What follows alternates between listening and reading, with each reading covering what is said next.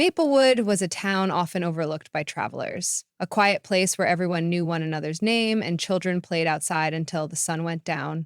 Its streets were lined with maple trees that gave the town its name, and each autumn they showered the roads with fiery red and gold leaves. In a place like Maplewood, every house had its stories, every family its traditions. The kids would ride their bikes past neat picket fences, wave at neighbors trimming bushes, and share mysterious rumors about the odd one or two recluses living at the far edges of town. For all its charm, Maplewood was small enough that curiosity often led to discovery, and the children in particular seemed to have a knack for finding hidden pockets of adventure. That was exactly how Ethan, Lily, and Jonah found something that would draw the entire community together in a way no one had ever imagined. It began in early summer. The three friends had been close since kindergarten, always on the lookout for hidden trails or old sheds that might hold secret treasures. One day after school, they were biking around an area where the houses were more spread out, almost on the edge of the forest. While coasting down a dirt road, they noticed a stone wall that stretched for several yards, serving as a tall barrier to one of the oldest properties in town. The structure behind this wall was rumored to belong to Ms. Willow, a woman who rarely left her house. People in Maplewood talked in hushed tones about how she had once been quite social, but suddenly withdrew from the town for reasons unknown. Her large property was always off limits. Nobody had ever dared to sneak inside, at least not that any of the kids knew. That afternoon, the three friends stopped their bikes next to a portion of the wall where a gap had formed. The rocks looked loose, worn by years of rain and wind. As they peered inside, they saw something remarkable. Beyond the wall's edge, row after row of fruit trees stretched out, their branches lush with leaves. The orchard seemed impossibly big, ripples of green leaves rustling under the warm summer sun. It was mesmerizing, like a secret garden locked away from the rest of the world. Jonah, who had a natural curiosity, looked at the others and asked if they dared step inside. It wasn't exactly polite to trespass, but the orchard looked abandoned. Or at least nobody seemed to be taking care of it. The low-hanging branches were heavy with fruits they couldn't quite make out in the shadows. Despite a shared feeling of uncertainty, something about the place seemed more inviting than forbidding, and they crept through the gap to get a closer look. When they slipped under the canopy, they entered another world. The orchard was overgrown in parts, with wildflowers tangling around tree trunks and grass that rose past their ankles. The three explorers carefully made their way deeper into the rows. Soon they identified apple trees, pear trees, and plum trees. They were brimming with fruit. It was the strangest thing. The orchard seemed healthy and abundant, but clearly unmaintained. Branches overlapped, smaller saplings grew haphazardly between older trees, and piles of old leaves acted as mulch. There wasn't a single sign that anyone had pruned or harvested the orchard recently. The warm, seasonal sunshine spotlighted the fruit, making it glimmer like jewels in the foliage. Ethan spotted clusters of apples that were nearly the size of his fist and remarked that it was a shame no one was eating them. Lily, whose family volunteered at the local food pantry, immediately thought of how many people could benefit. The orchard's yield was enough to feed half of Maplewood if it was properly harvested. Jonah recalled what he'd heard about Miss Willow. Apparently, she used to teach horticulture at a community college years ago. Perhaps this orchard was once her pride and joy, but if she was still living here, why had it been left to grow wild and unnoticed? Lily suggested they call out to see if Miss Willow was around, but her voice only echoed softly, beyond the rustling of the leaves and birdsong. There was no human response. Despite their sense of wonder, a sliver of guilt touched their hearts. They knew they weren't exactly invited guests, yet it felt wrong to leave the fruit to rot. The kids resolved to come back the next day and see if they could gather at least some fruit. Perhaps they'd try to leave a note for Miss Willow or a sign that someone cared. Ethan secretly hoped they might meet her. He wanted to learn what had caused her to become so distant in the first place. Little did they know, their curiosity would eventually bridge the gap between solitude and community. The very next morning, right after breakfast, the three arrived with baskets and bags. They slipped in through the gap in the wall, quietly but purposefully. The orchard looked even more alive in the early daylight, and the fruit almost seemed to call out to them. Ethan carefully cut an apple and tasted it. It was crisp and sweet, better than anything he'd had from the grocery store. Lily started gently picking pears from the lower branches, while Jonah carefully placed them into a large basket so they wouldn't bruise. A sudden voice startled them. "So, you're the ones who've been sneaking around my orchard." The kids spun around to see Ms. Willow. She was older than they had imagined, hair silver and pulled back into a tight bun, wearing a loose-fitting shirt and jeans with dirt stains on the knees. Her expression was stern, but not angry. More guarded, perhaps. For a moment, no one spoke. Lily finally mustered the courage to apologize. "We're sorry, ma'am. We saw the orchard had all these apples, pears, and plums, and, well, it just felt wrong to see them go to waste. We only wanted to help." She explained that they hoped to donate the fruit to the local food pantry. The woman's gaze softened slightly, though her posture remained stiff. She asked them how they knew about the orchard. Ethan explained the rumor about her horticulture background and how people in town often spoke about Miss Willow like something of a legend. But no one had seen her in a long time. Miss Willow sighed and looked away. There was a hint of sadness in her eyes. Finally, she nodded solemnly. "I didn't think anyone still remembered," she said. "Well, you might as well harvest these properly if you're going to. A lot of the fruit has reached its peak." She grabbed a basket from behind a tree and handed it to Ethan, showing him the correct way to pick apples without damaging the branches. From that moment, something shifted. Her solitary world cracked open, just a bit. After a few hours of careful picking, the kids loaded the baskets into a small wagon they'd brought. Miss Willow followed them to the stone wall, helping them push it all out through the gap. Still, she hadn't smiled, and her expression held a quiet tension. When Lily mentioned they planned to bring everything to the local pantry, Ms. Willow hesitated. "Wait," she said, disappearing for a moment. She came back with a small cloth bag that jingled with coins. "Here," she offered. "Use it to buy crates or whatever supplies you need." Lily was about to refuse, but Ms. Willow insisted. "If you believe these fruits can genuinely help people in town, then do it properly. One lesson in horticulture is that no harvest should be wasted." The kids nodded with gratitude. They left with wagons full of fruit and a flutter of excitement in their chests. The pantry volunteer who received the donated fruit stared in amazement. Boxes of fresh apples and pears were a luxury for many of the families who visited. Word of the orchard's bounty spread quickly, and soon neighbors started asking the kids about the source of such magnificent produce. At dinner tables and in grocery store aisles, folks whispered about how Miss Willow's orchard had suddenly reappeared. This piqued members of the community into approaching the three friends, wanting to help out or make use of the fruit. Ethan, Lily, and Jonah found themselves at the center of a whirlwind of questions. Could the orchard produce enough to supply the school cafeteria? Would Ms. Willow be open to letting them set up a small fruit stand to fundraise? Ideas were flying, and the kids felt both excited and a bit overwhelmed. Within a week, the kids decided it was time to talk to Ms. Willow more formally. Together, they trooped up to the old stone wall, calling out to her. She emerged from behind a peach tree, exchanging cautious greetings.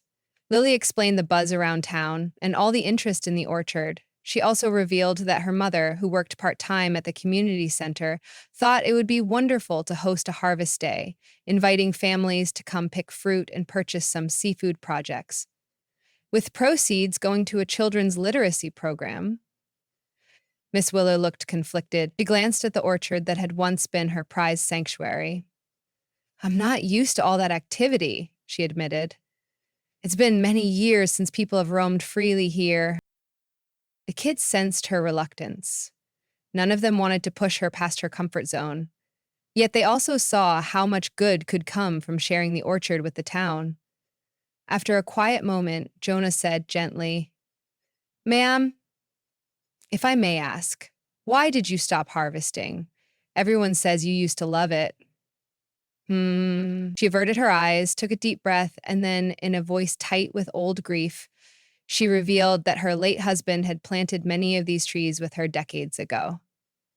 They'd dreamed of a thriving orchard, but after he passed away, she shut down. Being in the orchard only reminded her of her heartbreak. Over time, she withdrew more and more from people, fearing their pity. Her orchard became both her treasure and her prison, a tribute to her love and a constant reminder of loss. Lily's eyes welled up.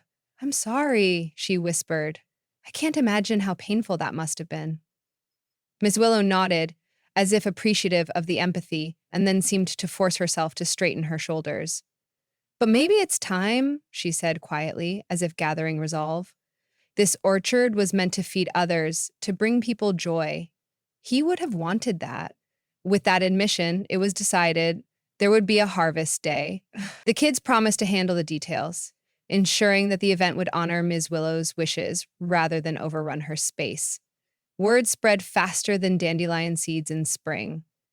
On a sunny Saturday morning, the orchard gates and the newly widened gap in the wall opened.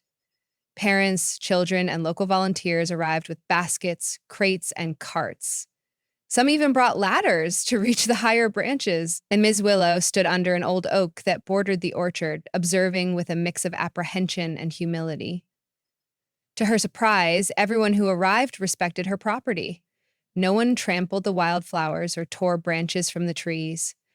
Children's laughter echoed among the rows, but the adults worked carefully, picking and depositing apples, pears, and plums into crates that would later be sold or donated. The smell of fresh fruit in the warm air was delicious, and even the shy orchard cat that had eluded the kids for weeks meandered out to watch from a safe distance.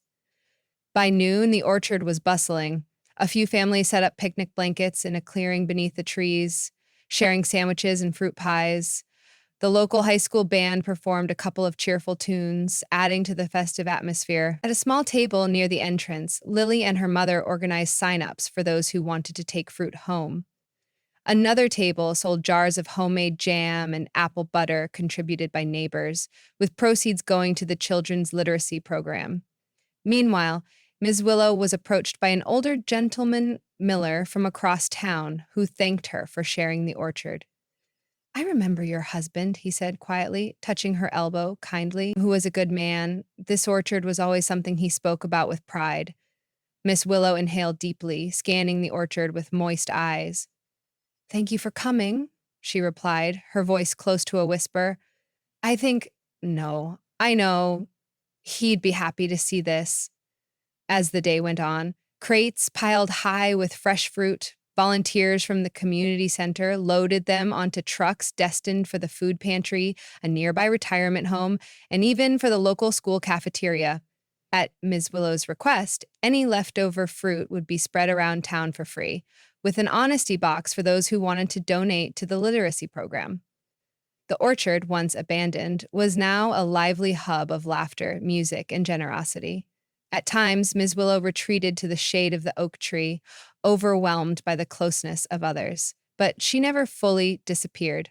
Whenever Lily or Jonah waved, she offered a small, grateful smile in return. By late afternoon, the first harvest day in the orchard's new life came to a close. Families packed up their blankets, volunteers cleaned up the clearing, and trucks full of fruit drove away to deliver their bounty. Ms. Willow wandered through the rows of trees, surveying what remained. There were still plenty of pears and apples that needed picking the following week, but the orchard already looked more cared for. Broken branches had been trimmed, stray weeds pulled, and the ground was cleared of fallen fruit that might attract pests. As she walked, she felt a sense of peace in her chest that she hadn't experienced in years. The cough of an approaching engine turned her attention to the driveway. The three kids, Ethan, Lily, and Jonah, had stuck around to say goodbye properly. They hopped out of Lily's father's van, each wearing huge grins. "That was so much fun," Lily squealed. "We raised enough to buy new books for the children's library, and probably enough to fix up the reading corner, too." Ethan nodded enthusiastically. "And Mr. Collins from the middle school wants to start a horticulture club next year. He said maybe we can volunteer here regularly, pruning and helping take care of the orchard, if that's okay with you." Miss Willow considered it, her heart swelling with gratitude. "I think I'd like that," she said softly. "I'd like that very much." Jonah stepped forward, shyly handing her a small envelope. It's just a card, but we all signed it, he said. So Willow opened it and saw dozens of signatures from neighbors, along with notes of thanks and well wishes. Tears filled her eyes. She swallowed hard, then gently pulled the kids into a hug. It was the warmest moment the orchard had seen in a very long time.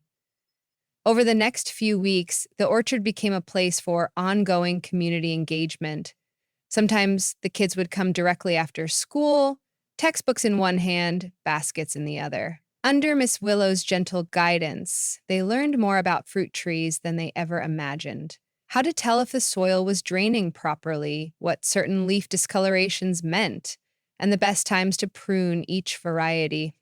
She showed where squirrels and birds liked to nest, cautioning them to be mindful of the small creatures that also called the orchard home. The orchard cat became more sociable, weaving around their ankles as they worked. In the afternoons, an older volunteer named Ronnie taught them to make applesauce and fruit leather using Miss Willow's old kitchen tools. The scent of bubbling fruit would waft through the orchard house, reminiscent of times long past. Neighboring children who saw what was happening grew curious, and soon a Saturday morning orchard club was formed. Younger kids drew pictures of fruit trees and taped them to the orchard's stone wall. Parents and grandparents popped in to help or simply stroll among the rows, enjoying the tranquility. The orchard was slowly becoming the heart of Maplewood, pulsating with a renewed sense of togetherness. People who hadn't spoken in years found themselves chatting about recipes and trading gardening tips. Miss Willow, though sometimes still bashful, opened her gates to all of them. One day, while Lily was watering some newly planted saplings at the orchard's edge, Miss Willow quietly stood by, reflecting on how much had changed in such a short time. You know, she said, looking at the spindly young trees, these will take a few years before they bear fruit. But every new orchard tree is an investment in the future. That's what my husband used to say. Her voice was tinged with both nostalgia and hope. I never thought I'd feel it again, but you kids have brought new life here. Lily smiled, feeling a warm rush of pride, and gently pressed some soil around the base of the sapling. By mid-August, the orchard was in full swing once more, supplying fresh fruit for community barbecues, school lunches, and local bake day contests. With Miss Willow's permission, a group of high school students even organized an orchard-themed fundraising event to help repair the aging community center roof. They sold pies, jams, and handcrafted boxes decorated with leaf motifs. All around Maplewood, people referred to the orchard's bounty as community gold, precious for its flavor and the memories it was inspiring. At times, Ms. Willow still grappled with her long-held sorrow, but it felt more manageable. There was now a sense of purpose to her days, and she realized she could honor her husband's memory by shepherding the orchard forward rather than letting it stagnate in silent grief. With the changing of the seasons came the orchard's second big harvest. This time, Miss Willow was the one who posted a notice on the community board at the grocery store. It simply read, "The orchard is open, come join the harvest." That Saturday morning, even more people turned out than before. Children greeted one another excitedly, some thrilled to scramble up ladders for the highest apples. Fathers taught their sons and daughters how to gently twist a pear at the stem for a clean pick. Grandmothers handed out homemade baked treats to the volunteers. There was an earthy rhythm to the day. Pick, place, share a laugh, take a break, continue. The orchard resonated with the warmth of unity. At times, Miss Willow would catch a glimpse of her reflection in a discarded metal bucket, see the silver in her hair, and wonder about the passage of time. Yet she also saw the reflection of so many joy-filled faces around her, confirming that the orchard was no longer just hers, it belonged to an entire community. In the late afternoon glow, Lily, Ethan, and Jonah found Ms. Willow standing near the old oak tree, gazing at the families packing crates of pears onto pickup trucks. They approached her for one last friendly chat before going home. Jonah, who had grown quieter of late, cleared his throat and said, "Ma'am, I guess we just wanted to say thank you again. You let us in, someone you didn't even know, and you shared all this." His voice trailed off. "It's brought a lot of good to the town." I should be thanking you, Miss Willow said, smiling gently. You reminded me what the orchard was meant for all along. A harvest is best saved from spoiling by many hands, and the joy is far greater when shared. She paused, letting the rustle of orchard leaves fill the silence. I was scared to face people again, but seeing you three determined to share the fruit, it was like I saw a piece of my younger self reflected in your kindness. My husband would have loved you kids. He was always a dreamer, just like you. Her voice caught and she laughed awkwardly, dabbing at her eyes. Ah, listen to me getting all sentimental. The trio giggled. Lily took Miss Willow's hand and gave it a gentle squeeze, a silent acknowledgement of the words left unspoken. Then they trudged through the orchard's perimeter, waving goodbye to friends and neighbors still collecting fruit. The air was sweet with the aroma of ripe apples, carrying a promise of more harvest to come. Even as they stepped through the gap in the wall, they felt the orchard's presence in their hearts. In the following months, the orchard continued to grow in local legend, but not as a forbidden mystery. Instead, it was a place of open doors, second chances, and hope. New saplings sprouted where old, failing trees once stood, symbolizing regeneration. The orchard cat roamed freely, adopting any friendly visitor who might scratch its head or offer a treat. Children helped gather leaves for composting, discovering worms and ladybugs along the way. Enthralled by the simple miracles of nature, local organizations scheduled orchard work days and even educational field trips. Families that had once been strangers bonded, sifting through baskets of plums. By the time winter came, Maplewood felt different. Something intangible like the orchard's spirit had seeped into the entire community. Bundled up in coats and gloves, neighbors still stopped by the orchard to check on the dormant trees or deliver groceries to Miss Willow, who had unexpectedly found herself the center of a town's affection. She welcomed visitors with warm sun tea in her cozy living room, regaling them with tales of her younger days or discussing orchard care for the spring. Her solitude, once an unbreakable fortress, had softened into a gentle refuge, open to those who ventured inside. Looking back, no one in Maplewood could quite pinpoint when the new era began. Some said it was the day Ethan, Lily, and Jonah first peeked through that gap in the stone wall. Others insisted it began with the orchard's first open harvest. But everyone agreed that Ms. Willow's once secret orchard transformed the town in ways both tangible and magical. Through baskets of fresh apples and jars of homemade jam, through long conversations under shady branches and the laughter of children racing down rows of fruit trees, Maplewood had rediscovered the power of community. And for Miss Willow, she realized she could carry her memories forward without locking herself in the past. Each bud unfolding in spring, each sweet apple shared in summer, was a testament to a love that never had to die. Thanks to the determination of three curious kids, an orchard that had nearly been forgotten became the beating heart of Maplewood. No longer hidden behind mossy walls and painful memories, it took root in the collective spirit of neighbors who showed up, pitched in, and took pride in something greater than themselves. Every harvest signaled a new chapter, each bushel of fruit weaving another thread in the tapestry of community life.